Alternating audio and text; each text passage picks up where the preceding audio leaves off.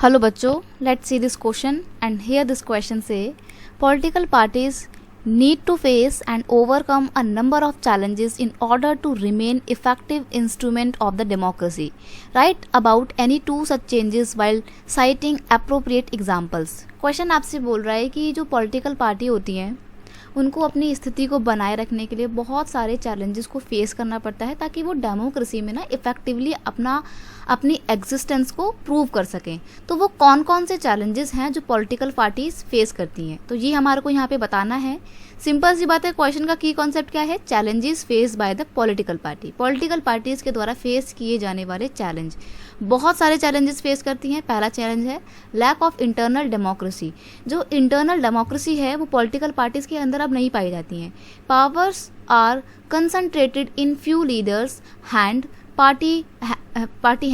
Parties do not hold regular election and meetings. देखो क्या होता है, अगर एक ही पॉलिटिकल पार्टी है तो सारे के सारे जो काम है ना वो कुछ ही नेतागण करते हैं जो कि पावरफुल होते हैं, और जो बाकी के मेंबर होते हैं ना उनको बिल्कुल नेग्लेक्ट कर दिया गया है। ना ही डेली बेस पे या रेगुलर बेस पे पार्टी की मीटिंग्स बुलाई जाती है। और दूसरी बात, पार्टी के जो डिसीजन लिए जाते हैं वो भले ही पार्टी के नाम पे लिए जाते हैं, लेकिन उन डिसीजन मेकिंग प्रोसेस में पार्टी के खुद के जो छोटे मोटे मेंबर होते हैं वो पार्टिसिपेट नहीं करते हैं। बस जो बड़े बड़े नेता होते हैं ना पार्टी की तरफ से वही डिसीजन ले लेते हैं। तो ये चीज़ नहीं है ना, ये इंटरनल डेमोक्रेसी खत्म होती जा रही है पॉलिटिकल पार्टी के अंदर।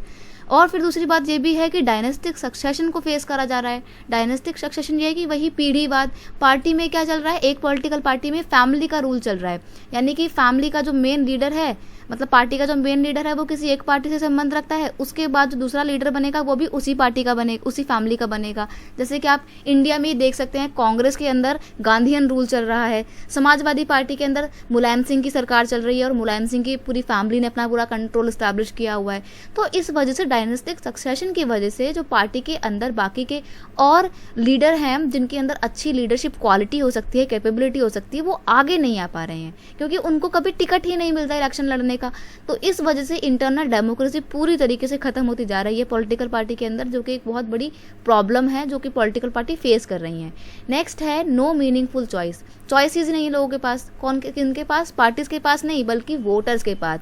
एक्चुअल में सारी पार्टी जो है वो एक जैसी आइडियोलॉजी रखती हैं। All political parties have very similar political ideology, so people do not have much choices during the election. देखो बीजेपी पार्टी की बात करोगे अगर आप, इनका क्या मेन मोटिव है कि हम पॉवर्टी को कम करेंगे। कांग्रेस की बात करोगे तो इन्होंने तो इरेडिकेट पॉवर्टी नाम का नारा भी दिया था, इनका स्लोगन काफ़ी फेमस हुआ था 1971 के इलेक्शन में।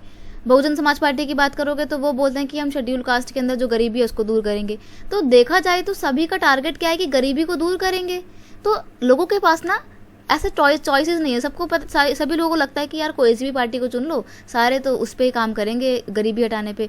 तो देखा जाए तो लोगों के पास एक्चुअल में कोई चॉइस नहीं है। लोग चूज नहीं कर पा रहे हैं कि किसको किसके साथ जाया जाए, किसकी आइडियोलॉजी बहुत अलग है, सबकी आइडियोलॉजी सेम है। तो ये प्रॉब्लम्स हैं जो लोग फेस कर रहे हैं पॉलिटिकल पार्टीज के साथ में। I hope you understand it well. Best of luck.